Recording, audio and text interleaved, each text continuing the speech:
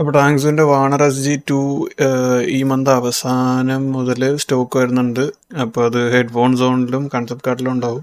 ഇപ്പോഴുള്ള 2K സെഗ്മെന്റിൽ best ഇത് തന്നെയാണ്. കാരണം പഴയ വാണറിന്റെ പ്രശ്നങ്ങളെല്ലാം പുതിയതിൽ അവർ നികത്തിയിട്ടുണ്ട്. പഴയ ചീപ്പ് കേബിൾ മാറ്റി ഒരു നല്ല ക്വാളിറ്റിയുള്ള കേബിളും, അത് 2 പിൻ ഫ്ലാറ്റ് കേബിളാണ് ഇപ്പോൾ വെച്ചേക്കുന്നത്. നേരത്തെ പോലത്തെ മറ്റേ QDC കേബിൾ അല്ല.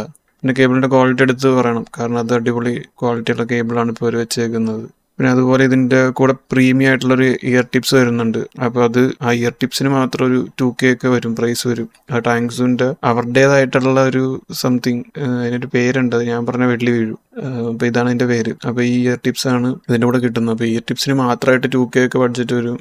പിന്നെ സൗണ്ടിലേക്ക് വരുവാന്നുണ്ടെങ്കിൽ ഒറിജിനൽ വാണ്ടറിന്റെ അപ്പോൾ അതേ സൗണ്ടിങ് തന്നെയാണ്. പക്ഷെ ട്രബിൾ റീജിയനിൽ കുറച്ച് ഒരു സ്പാർക്ക് വെച്ചിട്ടുണ്ട്. ഒരു ലൈറ്റ് ആയിട്ടുള്ള സ്പാർക്കാണ്. അത് ഭയങ്കര മറ്റേ ഈ കരകരപ്പ് അല്ലെങ്കിൽ ചെലപ്പ് അങ്ങനത്തെ ഇതല്ല, കൺട്രോൾഡ് ആയിട്ടുള്ള ഒരു ട്രബിളാണ് വന്നേക്കുന്നത്. അപ്പോൾ നമുക്ക് ഇയർ ഫെറ്റിക് ഒന്നും ഇല്ലാത്തൊരു ടൈപ്പാണ്.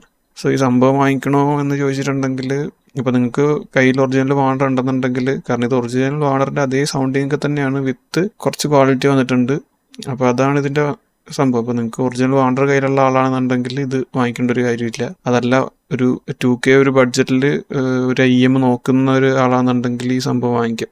കാരണം ഈ ബഡ്ജറ്റിൽ വേറെ വരുന്നത്, അതായത് നേരത്തെ എന്താണെന്ന് വെച്ചാൽ 222 അതുപോലെ 02-നേക്കാളൊക്കെ എന്തായാലും ബെറ്റർ ഇത് തന്നെയാണ്. ബിൽറ്റ് ഉണ്ട്, ബെറ്റർ സൗണ്ടിങ്ങും ആണ്. അപ്പോൾ പുതിയതായിട്ടൊരു IM വാങ്ങിക്കാൻ ഉദ്ദേശിക്കുന്നവർ ഇത് പരിഗണിക്കാവുന്ന സംഭവമാണ്.